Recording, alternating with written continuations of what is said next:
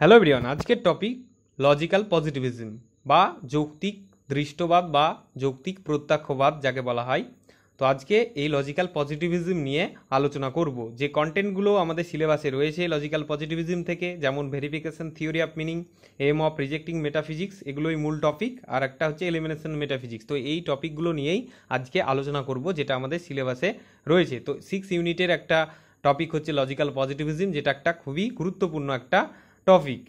তো logical positivism সম্পর্কে বলতে গেলে, logical positivism also called logical empiricism, অর্থাৎ লজিক্যাল পজিটিভিজমকে যাকে লজিক্যাল এমপ্রিসিজমও বলা হয়, তা এর নাম লজিক্যাল এমপ্রিসিজমও বলা হয় আর কি। তা বলছে a philosophical movement that arose in Vienna in the 1920s and was characterized by the view that scientific knowledge is the only kind of factual knowledge and that all traditional metaphysical doctrines are to be rejected as meaningless। তো কিছু সময় এর নাম কিন্তু scientific এমপ্রিসিজমও ছিল বা নিও এমপ্রিসিজমও ছিল, যেটা একটি দার্শনিক আন্দোলন নামে পরিচিত। এবং এটা 1920 দশকে বা 1920 সেঞ্চুরিতে ভিয়েনাতে উদ্ভূত হয়েছিল।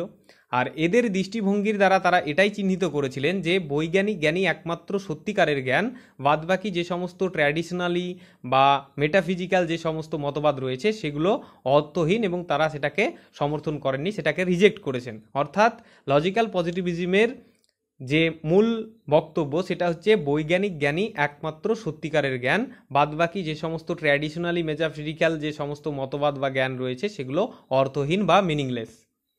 এমপ্রিসিজম, Locke, Berkeley, Hume based on psychological methodology. তো লক, বার্কলে, হিউম তাদের অভিজ্ঞতাবাদ বা এমপ্রিসিজমকে তারা সাইকোলজিক্যাল বা মনস্তাত্ত্বিক পদ্ধতির উপর ভিত্তি করে আলোচনা করেছিলেন। আর logical positivism is based on logical analysis of language. কিন্তু লজিক্যাল পজিটিভিজম যারা, তারা ভাষার যৌক্তিক বিশ্লেষণের উপর ভিত্তি করে তাদের মতবাদ আলোচনা করেছেন।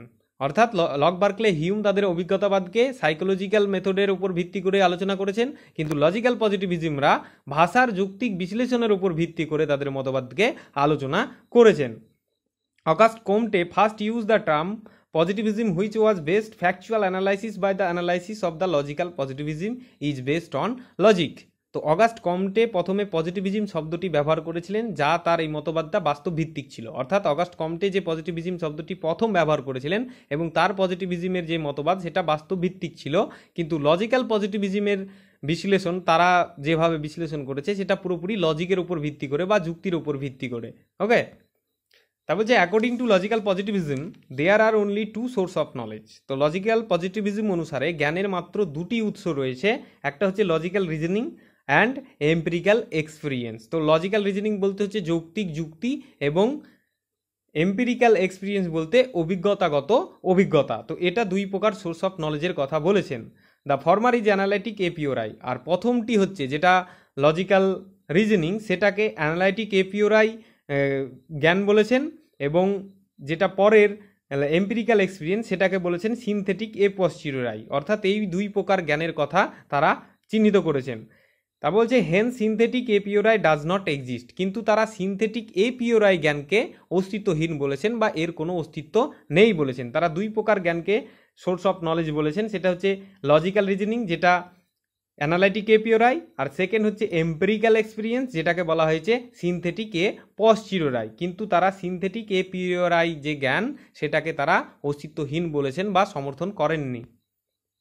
According to logical positivism there is not any method of discovering hypothesis pure to its test by deducing empirical consequences, and therefore scientists can propose any hypothesis he prefers. Only logical relationship between the hypothesis and the given empirical evidence are relevant। তো logical positivism অনুসারে পরীক্ষার আগে কোনো প্রকার অনুমান আবিষ্কার করা সম্ভব নয় বা কোনো পদ্ধতি নেই বলেছেন, যাতে পরীক্ষামূলক ফলাফল পাওয়া যায় সেটাই একমাত্র সত্যিকারের জ্ঞান, এবং একজন বিজ্ঞানী সেই রকম অনুসারে তাদের অনুমানকে প্রস্তাব দিতে পারেন।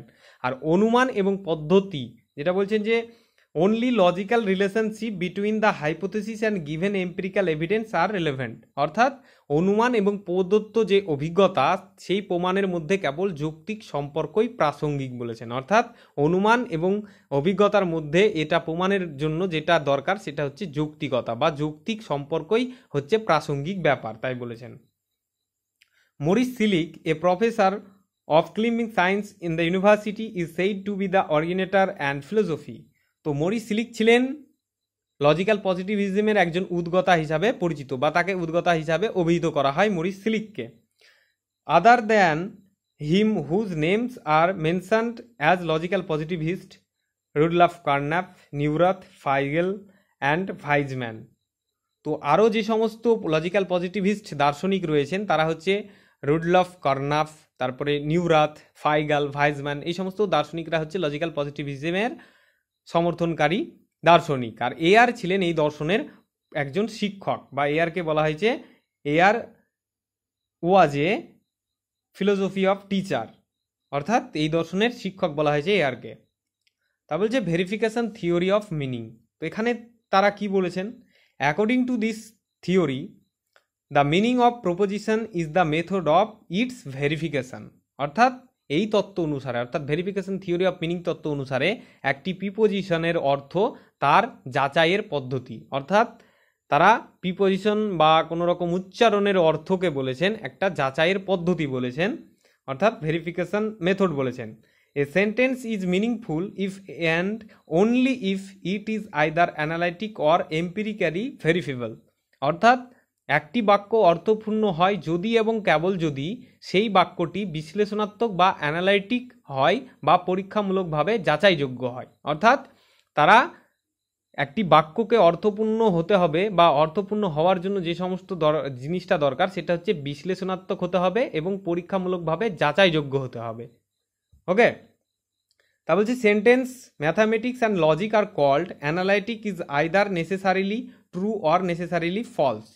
তো অ্যানালাইটিক বলতে ম্যাথ এবং লজিকের বাক্যগুলিকে বলা হয় যা নেসেসারিলি ট্রুথও হতে পারে এবং নেসেসারিলি ফলসও হতে পারে। ঠিক আছে, তা বলছে logical positivist have develop this verification theory of meaning on the basis of the picture. তো লজিক্যাল পজিটিভিস্টরা আর্লি উইটগেনস্টাইন অর্থাৎ যে logical positivist have develop this verification theory of meaning on the basis of picture theory of meaning of the early Wittgenstein. অর্থাৎ logical পজিটিভিস্টরা early উইটগেনস্টাইনের picture theory of মিনিংয়ের ভিত্তিকে অর্থের যাচাই তত্ত্ব তৈরি করেছেন। অর্থাৎ সেই উইটগেনস্টাইন পিকচার থিওরি অফ মিনিংয়ের তত্ত্ব হিসাবেই তাদের তত্ত্বটাকে তৈরি করেছেন। His book Tractatus Logico-Philosophicus maintained that sentence is meaningful is so far as it picture of fact.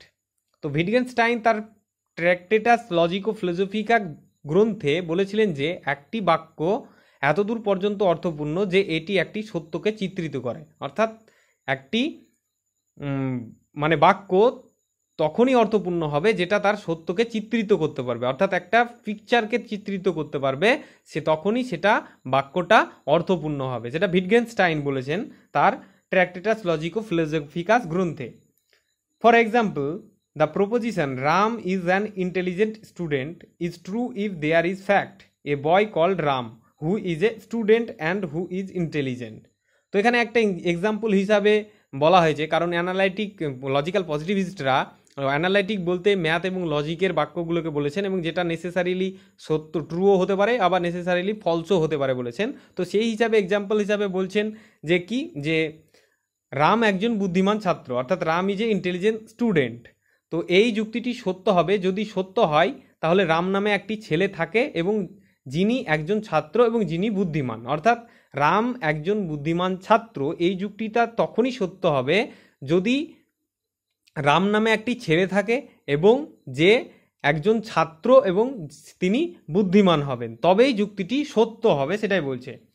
If either they are no body call Ram or Ram is not a student or Ram is student but not intelligent this is false meanings. অর্থাৎ যদি যুক্তিটি অর্থপূর্ণ হলেও মিথ্যা হবে যখন যদি রাম নামে কোনো ছেলে না থাকে, অথবা রাম যদি ছাত্র না হয়, অথবা রাম যদি ছাত্র হয় কিন্তু বুদ্ধিমান না হয়, এদের মধ্যে কোনো একটা জায়গা যদি মিসিং থাকে তাহলে সেটা অর্থহীন হয়ে যাবে বা মিনিংলেস হয়ে যাবে। আর অর্থপূর্ণ হতে গেলে সেটাকে সত্য হতে হবে, সেটাই বলছে। তা বলছে দেয়ার আর 4 কাইন্ড অফ ভেরিফিকেশন প্রিন্সিপালস। তো 4 প্রকার ভেরিফিকেশন প্রিন্সিপালসের কথা বলেছেন লজিক্যাল পজিটিভিস্টরা। ফার্স্ট যেটা রয়েছে স্ট্রং ভেরিফিকেশন। স্ট্রং ভেরিফিকেশনে কি বলছেন, according to strong verification only those propositions are significant if we can conclusively determine the truth or falsity of a proposition on the basis of sense experience. অর্থাৎ এই মত অনুসারে, অর্থাৎ স্ট্রং ভেরিফিকেশন তত্ত্ব অনুসারে শুধুমাত্র সেই প্রপোজিশনগুলি উল্লেখযোগ্য যদি আমরা ইন্দ্রিয় অভিজ্ঞতার উপর ভিত্তি করে একটি প্রস্তাবের সত্য বা মিথ্যা নির্ধারণ করতে পারি। এটিকে বলা হয়েছে স্ট্রং ভেরিফিকেশন বা শক্তিশালী যাচাইকরণ যেটাকে বলছে। অর্থাৎ স্ট্রং ভেরিফিকেশন অনুসারে এটাই করতে হবে যে প্রপোজিশনগুলি যে সেটাকে উল্লেখ করতে হবে যেটা ইন্দ্রিয় অভিজ্ঞতার ভিত্তির ওপর গঠিত হবে এবং সেটা সত্য মিথ্যা নির্ধারণ করতে পারি ইন্দ্রিয় অভিজ্ঞতার উপর পুরোপুরিটা, তাহলে সেটাকে বলছে স্ট্রং ভেরিফিকেশন।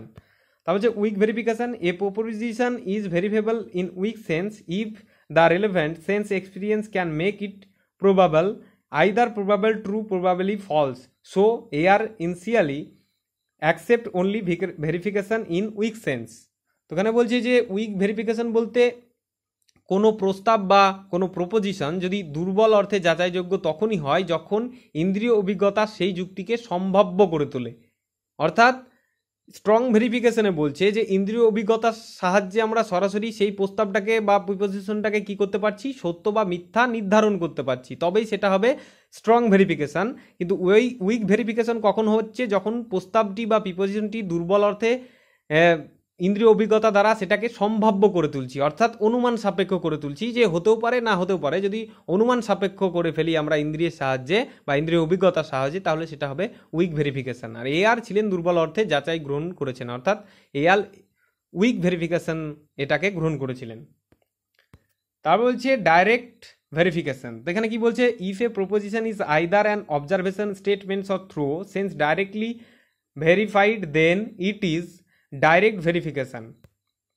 অর্থাৎ ডাইরেক্ট ভেরিফিকেশন বলতে যদি কোনো প্রপোজিশন একটি পর্যবেক্ষণ বিবৃতি অথবা ইন্দ্রিয়ের মাধ্যমে সরাসরি যাচাই করা হয় তাহলে সেটা direct verification.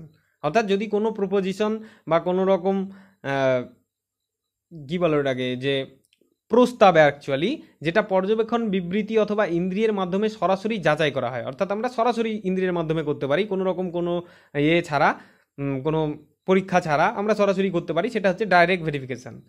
For example, it is raining, wall is red, but there are proposition which are not observe directly. তো এখানে বলছে যে যেমন বৃষ্টি হচ্ছে, তারপরে ওয়ালটি রেড, এই সমস্ত প্রিপোজিশন রয়েছে যা সরাসরি পর্যবেক্ষণ করা হয় না, তো এগুলো হচ্ছে direct verification. Indirect verification to concept only direct verification, then many scientific proposition would become nonsense. More direct verification is not sufficient, it requires indirect verification. তো শুধুমাত্র প্রত্যক্ষ যাচাই ধারণার জন্য অনেক বৈজ্ঞানিক প্রস্তাব অর্থহীন হয়ে পড়ে, অর্থাৎ ডাইরেক্ট ভেরিফিকেশনের ওপর ভিত্তি করে থাকলে কিছু কিছু প্রস্তাব কি হয়, অর্থহীন হয়ে পড়ে, যার জন্য কিসের দরকার, সেটা হচ্ছে যাচাইয়ের জন্য একটা ইনডাইরেক্ট ভেরিফিকেশনের প্রয়োজন হয়। অর্থাৎ ডাইরেক্ট ভেরিফিকেশনের পরিপ্রেক্ষিতে আমরা ইনডাইরেক্ট ভেরিফিকেশন ব্যবহার করতে পারি। তো লজিক্যাল পজিটিভিস্টরা এটাই বলছেন। তার বলছে এম অফ রিজেক্টিং মেটাফিজিক্স। এই টপিকটা বা এই পয়েন্টের যে টপিকটা অ্যাকচুয়ালি সেটা খুবই গুরুত্বপূর্ণ, কারণ এম অফ রিজেক্টিং মেটাফিজিক্স অর্থাৎ মেটাফিজিক্সকে রিজেক্টটা করেছেন, কর্নাপ করেছেন। তো সেই হিসাবে এই টপিকটা কিন্তু বেশি ভাইটাল লজিক্যাল পজিটিভিস্টের মধ্যে, এখান থেকে অনেক কোশ্চেন আসে যেহেতু। তো এখানে কি বলছে, the main aim was to reject metaphysics not as something wrong or invalid but as something which is meaningless. অর্থাৎ লজিক্যাল পজিটিভিজম এদের মূল উদ্দেশ্য ছিল যে অধিবিদ্যাকে ভুল বা আইনি বা অবৈধ কিছু নয়, বরং অর্থহীন কিছু হিসাবে প্রত্যাখ্যান করা। অর্থাৎ তিনি লজিক্যাল পজিটিভিজম যারা, তারা তাদের যে মূল উদ্দেশ্য ছিল সেটা হচ্ছে অধিবিদ্যাকে ভুল বা অবৈধভাবে কিছু মনে করা না, বরং অর্থহীন কিছু হিসাবে প্রত্যাখ্যান করা। অর্থাৎ লজিক্যাল পজিটিভরা যেটা করতে চেয়েছেন, অধিবিদ্যাকে অবৈধ বলেননি বা ভুল বলেননি, কারণ সে বলেছেন যে সেটা অর্থহীন বলে কিছু একটা, যার জন্য তারা সেটাকে প্রত্যাখ্যান করেছেন। Logical positivist employed the method of verifiability their theory of meaning to demonstrate as to whether a statement is meaningful or meaningless. অর্থাৎ একটি বক্তব্য বা উচ্চারণ অর্থপূর্ণ বা অর্থহীন কিনা তা প্রমাণ করার জন্য লজিক্যাল পজিটিভিস্টরা যাচাইযোগ্যতার তত্ত্ব ব্যবহার করেছেন।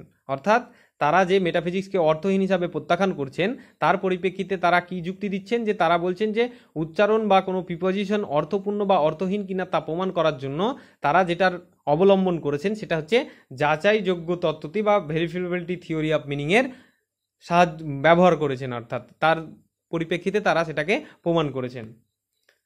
তার বলছে Carnap a major figure of Vienna circle and prominent logical positivist played a significant role in contributing the rejection of metaphysics। তো ভিয়েনা সার্কেলের প্রধান যে ব্যক্তিত্ব বা বিশিষ্ট লজিক্যাল পজিটিভিস্ট যিনি ছিলেন তিনি হচ্ছেন রুডলফ কর্নাপ। তিনি অধিবিদ্যা প্রত্যাখ্যানের ক্ষেত্রে অবদান রাখতে গুরুত্বপূর্ণ ভূমিকা পালন করেছিলেন। অর্থাৎ তিনি যে মেটাফিজিক্সকে লজিক্যাল পজিটিভিস্টরা প্রত্যাখ্যান করছে সেই প্রত্যাখ্যানের মেটাফিজিক্সকে প্রত্যাখ্যানের জন্য যে গুরুত্বপূর্ণ ভূমিকা যিনি পালন করেছিলেন সব থেকে বড় সেটা হচ্ছে রুডলফ কর্নাপ। তারপর বলছে in his book philosophy and logical syntax Carnap use the concept of verifiability to reject metaphysics. তো তার গ্রন্থ ফিলোসফি অ্যান্ড লজিকো সিনট্যাক্স নামক একটি গ্রন্থ তিনি লিখেছিলেন, সেখানে তিনি বলেছেন যে অধিবিদ্যা প্রত্যাখ্যান করতে যাচাইযোগ্যতা ধারণাটি ব্যবহার করেছেন। অর্থাৎ তিনি প্রথম কিন্তু তার ফিলোসফি অ্যান্ড লজিক্যাল সিনট্যাক্স নামক গ্রন্থে অধিবিদ্যাকে প্রত্যাখ্যান করার জন্য ভেরিফিকেবিলিটি বা যাচাইযোগ্যতা এই ধারণাটি ব্যবহার করেছিলেন। He makes it explicit that for statement to be meaningful it must following criterias. অর্থাৎ তিনি স্পষ্ট করে দিয়েছেন যে একটি বিবৃতি অর্থপূর্ণ হওয়ার জন্য অবশ্যই নিম্নলিখিত মানদণ্ডগুলি থাকতে হবে। অর্থাৎ তিনি কয়েকটি মানদণ্ডের কথা বলেছেন যেখানে তার পরিপ্রেক্ষিতেই কোনো বিবৃতি বা কোনো স্টেটমেন্ট অর্থপূর্ণ হবে। তো ফার্স্ট কি বলছে, it must B grammatically correct. অর্থাৎ এটি ব্যাকরণগতভাবে সঠিক হতে হবে। অর্থাৎ তিনি যে বিবৃতি স্টেটমেন্টের অর্থপূর্ণ হওয়ার জন্য যে মানদণ্ডগুলো থাকা প্রয়োজন সেটার মধ্যে ফার্স্ট যে মানদণ্ডটা সেটা বলছে যে এটি ব্যাকরণগতভাবে সঠিক হতে হবে, অর্থাৎ গ্রামাটিক্যালি কারেক্ট হতে হবে। সেকেন্ড বলছে it is analytic in the sense that must either express A logical truth or logical contradiction. তো এটি বিশ্লেষণাত্মক এই অর্থে যে এটি অবশ্যই একটি যৌক্তিক সত্য বা যৌক্তিক দ্বন্দ্ব প্রকাশ করতে হবে। অর্থাৎ এর মধ্যে একটা যৌক্তিক সত্যতা থাকতে হবে এবং যৌক্তিক দ্বন্দ্ব প্রকাশ করতে হবে, যার ফলে এটা অর্থপূর্ণ হবে স্টেটমেন্টটা। তারপর যে থার্ড মানদণ্ডে বলছে it must be specified that under what condition that sentence is true or false and that this condition can be empirically checked. তো এটি নির্দিষ্ট করতে হবে যে কোনো শর্তে বা কোন শর্তে বাক্যটি সত্য বা মিথ্যা এবং শর্তগুলি পরীক্ষামূলকভাবে পরীক্ষা করা যেতে পারে। অর্থাৎ তৃতীয় মানদণ্ডে বলা হয়েছে যে কোনো শর্তে বাক্যটি কোন শর্তে বাক্যটি সত্য হচ্ছে বা মিথ্যা হচ্ছে সেই শর্তগুলি পরীক্ষামূলকভাবে পরীক্ষা করে নিতে হবে এবং তার ফলে সেটাকে অবশ্যই পরীক্ষাযোগ্য হতে হবে, তবে স্টেটমেন্টটি সঠিক বা অর্থপূর্ণ হবে। তো কর্নাপের যে মিনিংফুল কোনো রকম স্টেটমেন্টের মিনিংফুল বা অর্থপূর্ণ হওয়ার ক্ষেত্রে যে তিনটে মানদণ্ডের কথা বলেছিলেন, তো এই তিনটে মানদণ্ডের কথা তিনি বলেছেন। তারপর বলছে Carnap and all other logical positivist believe that any statement which do not fall under this categories is a meaningful pseudo statements. তো কর্নাপ অন্যান্য সকল লজিক্যাল পজিটিভিস্টরা বিশ্বাস করতেন যে কোনো স্টেটমেন্ট যা বিভাগগুলির মধ্যে কোন রকম পড়ে না বা সেটি অর্থপূর্ণ ছদ্ম বিবৃতি, অর্থাৎ পিসিউডো স্টেটমেন্ট বলেছেন। অর্থাৎ ছদ্মবেশী বলতে আমরা ছদ্ম বলতে ছদ্ম ধারণকারী বলে না, ছদ্মবেশী সেরকম বলেছে যে প্রত্যেকটা স্টেটমেন্ট সেরকম হয়ে থাকে। এক্সাম্পল হিসাবে কি বলেছে যে অন ইজ রিয়াল, অর্থাৎ এখানে অন ইজ রিয়ালে তিনি কি বলেছেন যে the statement is meaningless as it from counter syntactically. তো এই বিবৃতি অন ইজ রিয়াল এই বিবৃতিটি বা এই স্টেটমেন্টটি অর্থহীন, কারণ এটা সিনট্যাকটিক্যালিভাবে গঠিত। অর্থাৎ এটা সিনট্যাকটিক্যালিভাবে গঠিত হওয়ার জন্য এই অন ইজ রিয়াল স্টেটমেন্টটা অর্থহীন। In the sense that the rules of grammar specifies that the third position should occupy the predicate and not conjunction. তো এখানে বলছে যে এই অর্থে যে ব্যাকরণের নিয়মগুলি সুনির্দিষ্ট করে যেটা তৃতীয় অবস্থানটি একটি পূর্বাভাস দখল করা উচিত কিন্তু সংযোগ নয়। অর্থাৎ অন ইজ রিয়াল এখানে কোনো একটা পার্টিকুলার বস্তুকে কিন্তু বলছে না, এখানে অন ইজ রিয়াল এই কথাটার মধ্যে কোনো এর মধ্যে কোনো সত্যতা যেটা রয়েছে, কিন্তু এদের মধ্যে কোনো মিনিংয়ের কোনো বা এর কোনো অর্থই নেই অ্যাকচুয়ালি। অন ইজ রিয়াল বলতে কাকে বলছে এটা পার্টিকুলারলিভাবে কাউকে চিহ্নিত করছে না, যার জন্য এটাকে অর্থহীন বলেছেন। আর সেকেন্ড আর একটা বলছে অন ইজ অ্যান এনিম্যাল। তো অন ইজ অ্যান এনিম্যাল এই স্টেটমেন্টে কি বলছে, in the sentence there is violation of the theory of types, in the second sentence there is type confusion between types of predicates. তো এখানে বলছে যে এই বাক্যে প্রকার তত্ত্ব বা থিওরি অফ টাইপস এর লঙ্ঘন করেছে, কারণ দ্বিতীয় বাক্যে পূর্বাভাসের প্রকারের মধ্যে এক প্রকার বিভ্রান্তি রয়েছে। অর্থাৎ অন ইজ এনিম্যাল এই স্টেটমেন্টটার মধ্যে কিন্তু বিভ্রান্তি রয়েছে, অর্থাৎ ভালোভাবে কিন্তু পরিষ্কারভাবে বলেনি। অন ইজ রিয়াল বলতে কাউকেই পার্টিকুলারলি বলেনি, এখানে এনিম্যালকে বলছে, কিন্তু কোন এনিম্যালকে বলছে সেটা কিন্তু ঠিকঠাকভাবে বলেনি। এটার মধ্যে একটা বিভ্রান্তিগত একটা রয়েছে, সমস্যা রয়েছে, যার জন্য এটা প্রিসিউডো স্টেটমেন্টস বলেছে এগুলোকে। অর্থাৎ ছদ্মবেশী বা ছদ্ম স্টেটমেন্ট যাকে বলা হয়, ছদ্ম বিবৃতি যাকে বলছে বাংলায়, তো সেটা বলা হয়েছে। তো কর্ন্যাপ এইরকম ছদ্ম বিবৃতির কথা বলেছিলেন, যেটা আমরা কারো মধ্যে পড়ে না, কোনো বিভাগের মধ্যে পড়ে না বলেছেন। ওকে, তারপর বলছে with the support of the former claims Cornap proved that the various word and concept use of metaphysics like God, omniscient, infinite, etc. অর্থাৎ meaningless because they cannot be empirically verified। তো এখানে বলছে যে প্রাক্তম অর্থাৎ আগের যে দাবিগুলো ছিল সেটার সমর্থনে কর্ন্যাপ প্রমাণ করেছেন যে ঈশ্বর, তারপরে ইনফিনাইট, অমনিসিয়েন্ট, সর্বজ্ঞ, অসীম, এই সমস্ত ইত্যাদি শব্দগুলো ধারণা অর্থহীন, কারণ সেগুলি পরীক্ষামূলকভাবে যাচাই করা যায় না। তো কর্ন্যাপ বলেছেন যে গড, ইনফিনিটি, এই সমস্ত যেসব ধারণাগুলো রয়েছে, অসীম সসীমের যেসব ধারণাগুলো বা ঈশ্বরের ধারণা, এগুলো পুরোটাই অর্থহীন বা মিনিংলেস বলেছেন, কারণ এটার কোনো পরীক্ষামূলক ব্যাখ্যা দেওয়া সম্ভব নয়, কারণ এটাকে নিয়ে কোনো রিসার্চ করা যাবে না বা কোনো রকম পরীক্ষা করা যাবে না, যার জন্য এগুলো কর্ন্যাপের মতে meaningless অর্থাৎ অর্থহীন। ওকে, Cornap suggested that metaphysics has no theoretical content because it does not offer anything that could be empirically verifiable. It merely provides the expression of attitude towards life, a livingful attitude of life। তো লিভিংফুল হচ্ছে একটা German শব্দ, যেটা attitude of life যাকে বলা হয়। তো এখানে বলছে যে কর্ন্যাপ পরামর্শ যেটা দিয়েছিলেন, যে তিনি সাজেস্ট করেছিলেন যে মেটাফিজিক্সের কোনো থিওরিটিক্যাল বিষয়বস্তু নেই, অর্থাৎ মেটাফিজিক্সের কোনো রকম থিওরিটিক্যাল বিষয়বস্তু নেই, কারণ এটি এমন কিছু দেয় না যা পরীক্ষামূলকভাবে যাচাইযোগ্য হতে পারে। এটি কেবল জীবনের প্রতি মনোভাবের প্রকাশ করে, যেটাকে লেভেনসফুন বলেছেন, বা জীবনের মনোভাব প্রদান করে বলেছে। অর্থাৎ কর্ন্যাপ বলেছেন যে মেটাফিজিক্স কোনো রকম থিওরিটিক্যাল বিষয়বস্তু নিয়ে আলোচনা করে না বা এদের মধ্যে নেই, আর এরা এমন কিছু দেয় না যেটা পরীক্ষামূলকভাবে যাচাইযোগ্য হতে পারে। অর্থাৎ তারা পরীক্ষামূলকভাবে যাচাইযোগ্য কোনো রকম মতামতই দেয় না মেটাফিজিক্স, কেবল তারা যেটা দেয় সেটা হচ্ছে জীবনের প্রতি মনোভাবের প্রকাশ, অর্থাৎ meaning of attitude of life যেটাকে বলছে, সেটা প্রত্যেকটা মানুষের মনোভাবের প্রকাশকেই বলছে, যেটা জার্মান শব্দ লিভিংফুল বলা হয়েছে যেটাকে। However, Cornap believed that metaphysicians are musicians without musical talent। তো এখানে একটা বিবৃতির বা স্টেটমেন্ট দিয়েছেন বা যুক্তি দিয়েছেন, যেখানে তিনি কি বলেছেন যে কর্ন্যাপ বিশ্বাস করতেন যে মেটাফিজিশিয়ানরা সঙ্গীত প্রতিভা ছাড়া সঙ্গীত শিল্পী, অর্থাৎ তারা মেটাফিজিশিয়ান যারা রয়েছেন তাদেরকে বলেছে যে তারা সঙ্গীত জানে না, কিন্তু তারা সঙ্গীত শিল্পী, সেরকম একটা স্টেটমেন্টের সঙ্গে তুলনা করেছেন। The reason being that metaphysicians confuse between the two domains, namely and theory, the need of expression in art and inclination on concept and thought, thus inadvertently resulting in the invalidating of knowledge and inadequate expression of attitude। অর্থাৎ এখানে বলছে যে অধিবিদরা কারণ হিসাবে বলেছে, কারণ তারা মেটাফিজিশিয়ানদেরকে বলেছে যে সঙ্গীত প্রতিভা ছাড়া সঙ্গীত শিল্পী, কারণ অধিবিদক যারা বা অধিবিদ যারা, তারা দুই ডোমেনের মধ্যে শিল্প ও তত্ত্বের মধ্যে বিভ্রান্তি সৃষ্টি করে, অর্থাৎ তারা শিল্প এবং তত্ত্বের মধ্যে বা থিওরির মধ্যে বিভ্রান্তি সৃষ্টি করে।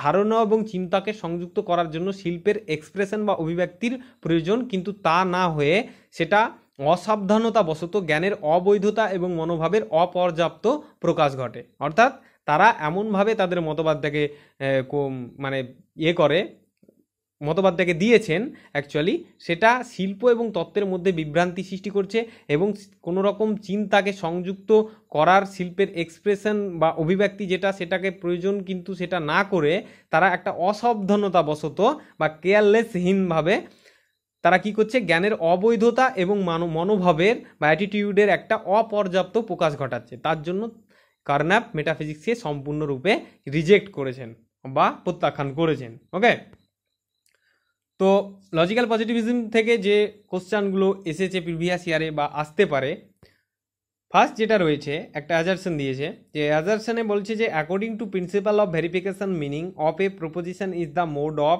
It's verification. অর্থাৎ যাচাইয়ের নীতি অনুসারে একটি প্রস্তাবের অর্থ যাচাইয়ের পদ্ধতি। তো কী বলছে যে একটি মানে এই তত্ত্ব অনুসারে যে ভেরিফিকেশন তত্ত্ব অনুসারে যে a proposition is the mode of verification, বা একটি প্রস্তাবের অর্থ তার যাচাইয়ের পদ্ধতি। তো লজিক্যাল পজিটিভিজম অনুসারে এই স্টেটমেন্টটা অবশ্যই সঠিক, তার কারণ তারা তাদের পদ্ধতিটাকে যাচাইয়ের পদ্ধতিই বলেছিলেন, তাই তো। থিওরিটা লাস্ট পর্যন্ত দেখলে অবশ্যই কোশ্চেনগুলো সব বুঝতে পারবে। যতগুলো আমি কোশ্চেন এখানে দিব বা তোমরা প্রিভিয়াস ইয়ারে লক্ষ্য করে দেখবে যতগুলো কোশ্চেন এসেছে, যে আমি থিওরিটা যেটা অ্যাকচুয়ালি ডিসকাস করলাম সংক্ষেপে সেখান থেকেই কিন্তু কোশ্চেনগুলো এসেছে, সেই জন্য থিওরিটা ভালোভাবে একটু দেখো।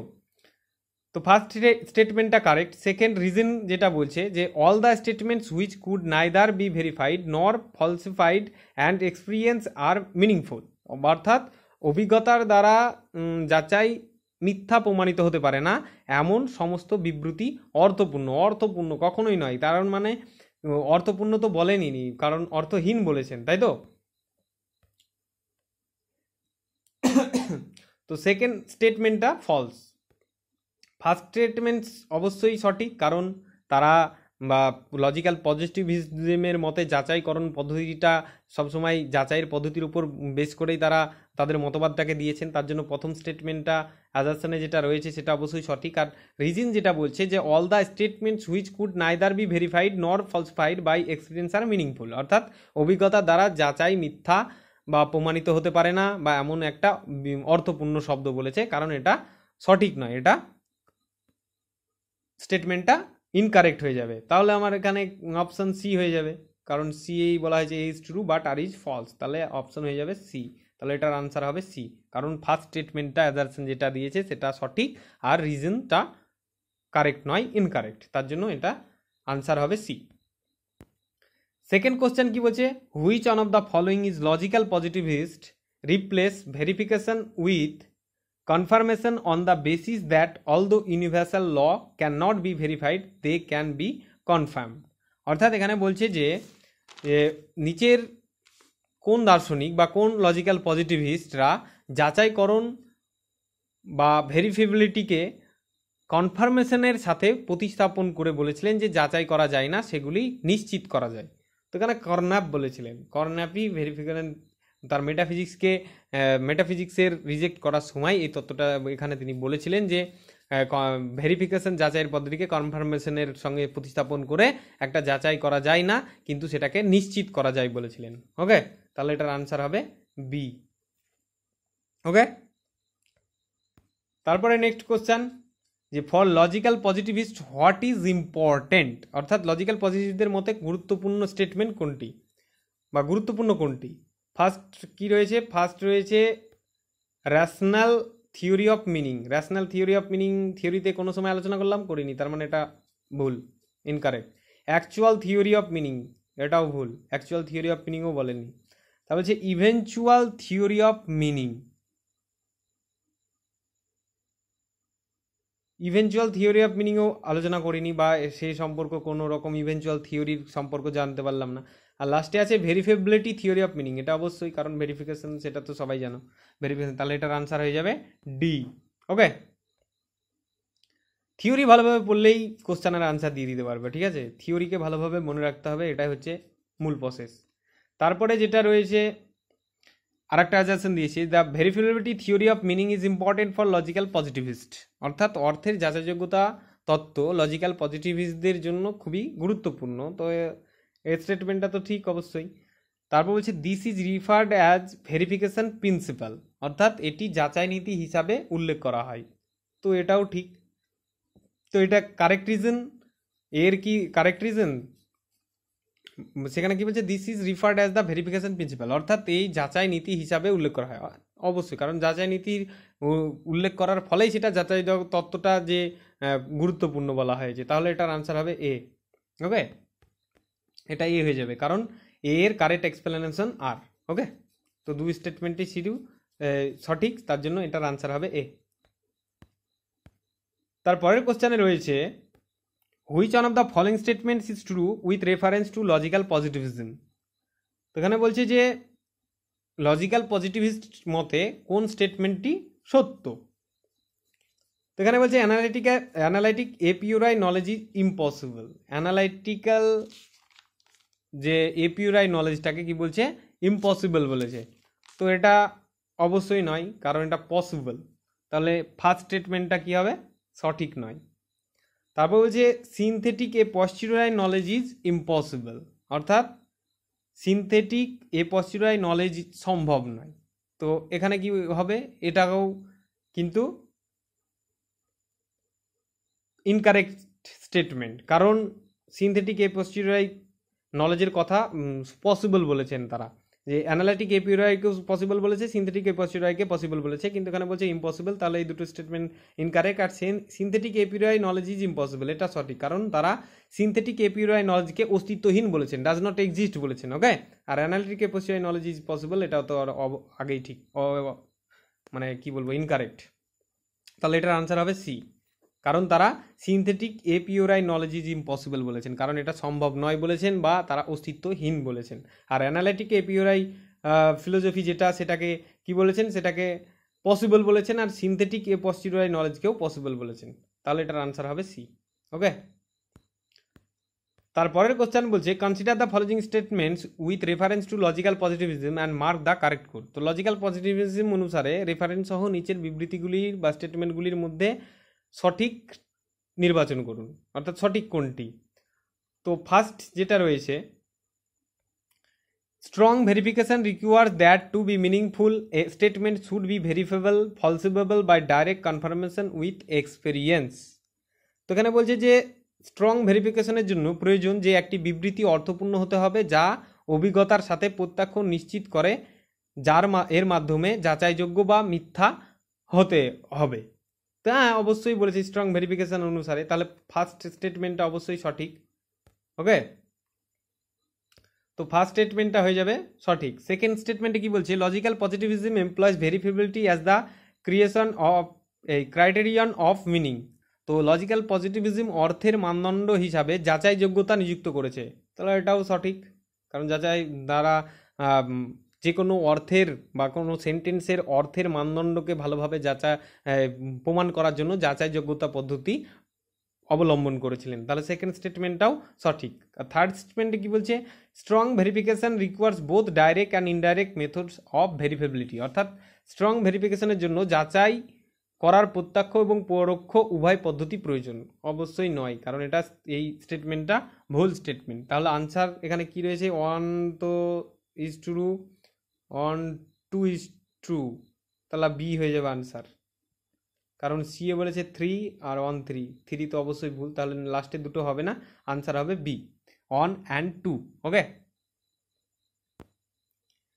তারপরে 7 নম্বর কোশ্চেনে বলছে যে logical positivism rejects the metaphysics on the following grounds, অর্থাৎ লজিক্যাল পজিটিভিজম নিম্নোক্ত ভিত্তিতে অধিবিদ্যাকে প্রত্যাখ্যান করে, কিসের ভিত্তিতে অ্যাকচুয়ালি। তো ফার্স্ট অপশনে কি বলছে যে মেটাফিজিক্যাল কোশ্চেন্স আর ডাউটফুল, অর্থাৎ অধিবিদ্যক প্রশ্ন সন্দেহজনক, ডাউটফুল বা সন্দেহজনক বলেছে। তারপর বলছে metaphysical question are beyond the limit of the categories of human understanding. তা বলছে যে অধিবিদ্যক যে প্রশ্নগুলো বা মেটাফিজিক্যাল প্রশ্নগুলো মানুষের বোঝার শ্রেণীর সীমার বাইরে। তো এই স্টেটমেন্ট ডাউটফুলের ওপরও নির্ভর করে কিন্তু করেছিলেন না লজিক্যাল পজিটিভিজমরা, তারা রিজেক্ট যে মেটাফিজিক্সকে করছে সেটা মেটাফিজিক্যালকে কি সন্দেহজনকভাবে তারা বলছে না। তারপর বলছে metaphysical question beyond on the limit of categories human understanding, তারাকে মানুষ কি বুঝতে পারছে না তার জন্যও নয়।